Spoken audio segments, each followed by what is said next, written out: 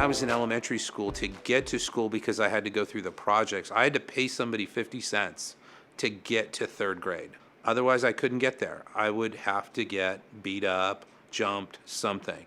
If I didn't pay that person, I'd have to pay somebody else to walk me through that area.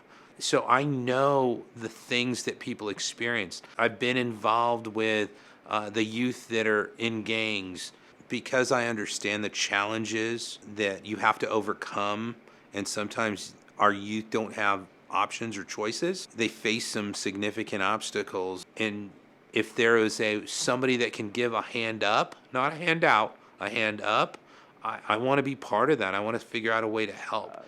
In high school, senior year, my wife and I met Gigi, and we now have 5 kids.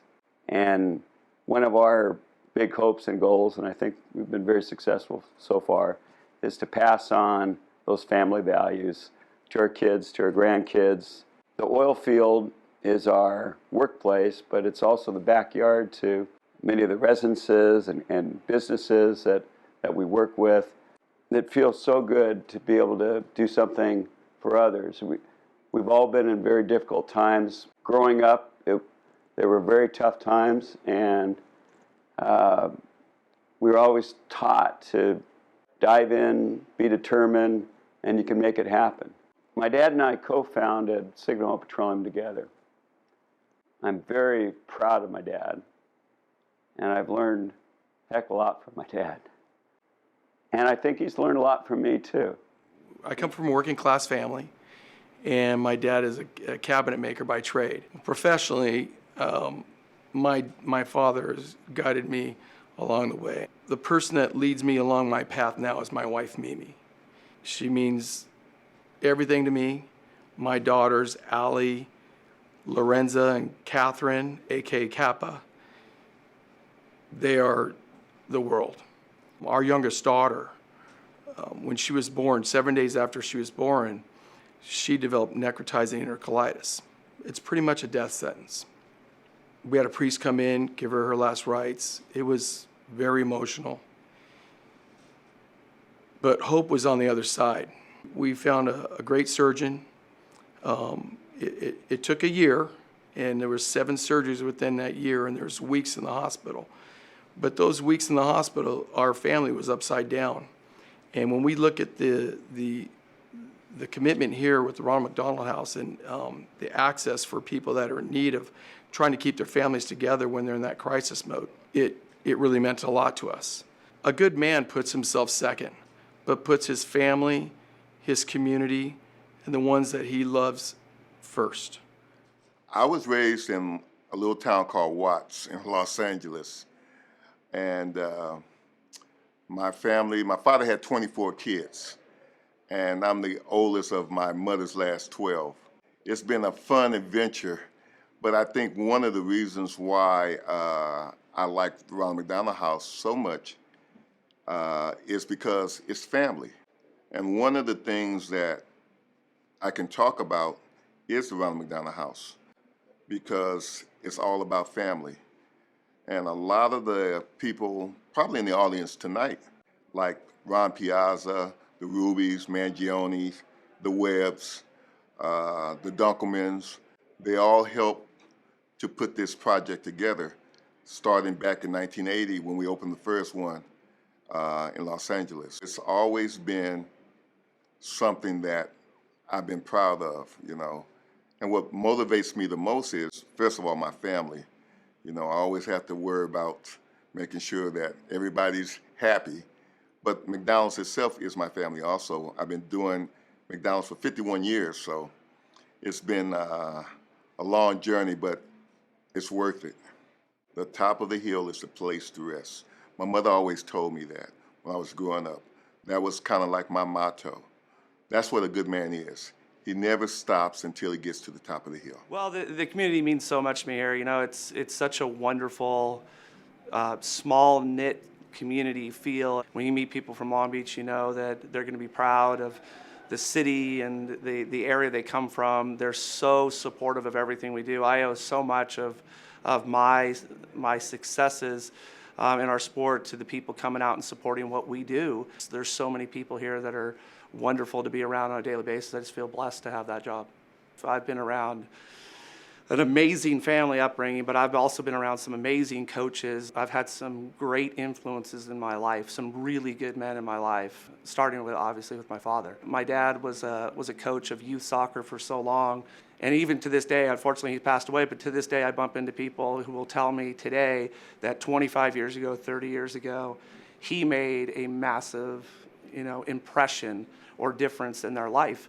And when you hear those things growing up so many times and you see it, you don't really understand it until you actually get a little older. Maybe you have kids yourself, or you're actually in a position to do it yourself. And then you realize, wow, I already have the roadmap of how to do this. When things were starting to work out for me, I got more community-minded. And interestingly enough, different people would call you up to ask you questions, or do you want to serve on this, or something to that effect. And the thing that I'm most concerned about is education. Education is a huge thing with me. I think the whole world's better off if you're educated.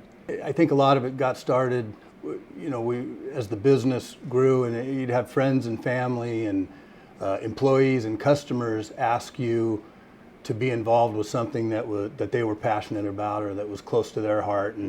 And because I saw my parents doing it, because I saw my dad do it, it was just natural to say, yeah, how can I help? I guess Sharon and I have done our jobs.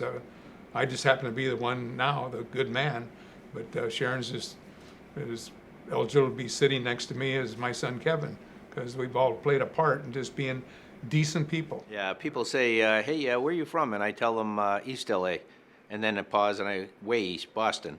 Yeah, we grew up in public housing down the street from Fenway Park. My parents came to this country a year before I was born from Ireland, and we didn't have much money growing up, and my dad would work several jobs at a time, but he would always talk to us about the importance of education. He said, if you treat people well, if you work hard and you get an education, that you can be anything you want to be. And he said there's very few countries in the world where you can actually do that.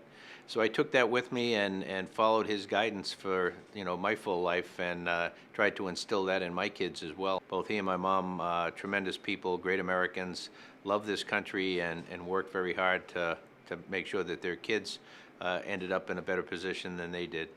What is a good man? What is a good person?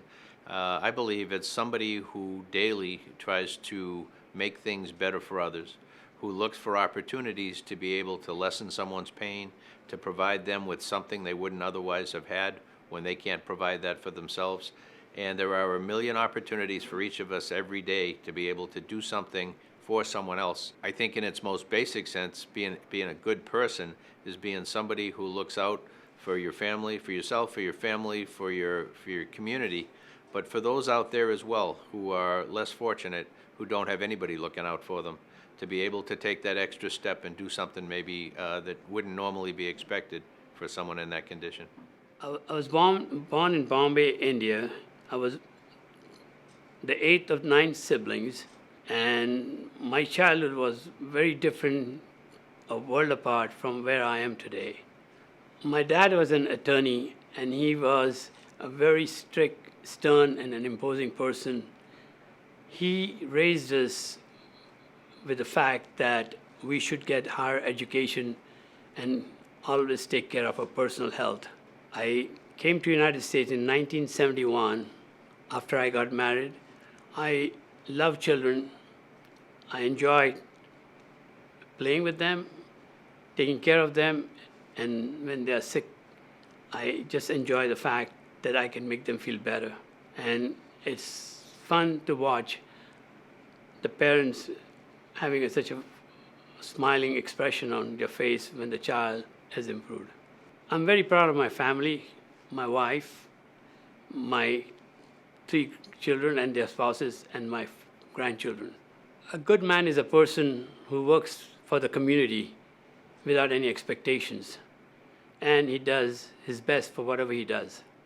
I was born in New York City and lived there for a few years, then moved to different parts of New England. And then from there to Hofstra University, where I've just been given the prestigious award of Alumni Achiever of the Year. In my career, I am most proud of the impact that we have on people's lives. It's a strong culture that will endure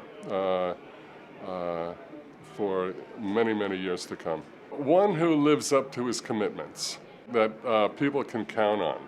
That's the integral characteristic of a good man. I was born in Anaheim, and I was in Orange County, and then I stayed in Orange County for the 3 days I was in the hospital. My mom and dad lived in Long Beach, and I've actually lived in Long Beach or the Lakewood area ever since.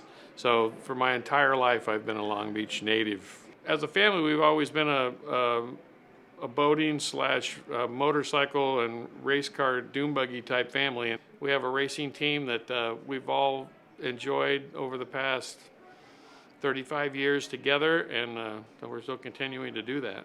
I think a good man is a good husband, a good father, if that's the role, a good leader in the community, and a good employee or employer. You don't have to be a business owner, but I think just all around, generally a good person and being just honest in your daily life, I think is how I would define a good man.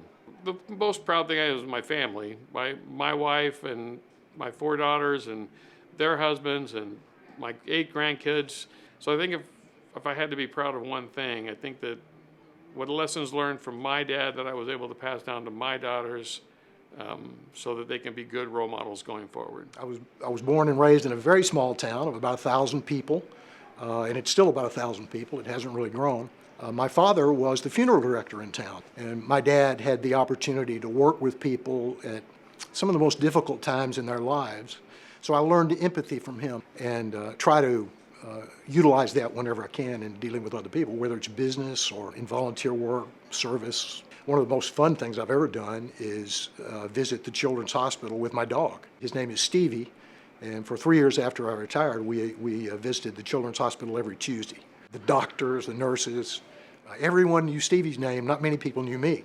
I was Stevie's dad. I am truly flattered to be considered a good man. I thought my father was a good man, and what a good man means to me, obviously, integrity, character, but I think a good man is someone everyone knows what values he believes in, and he's dependable and predictable, and he always stands up for those values.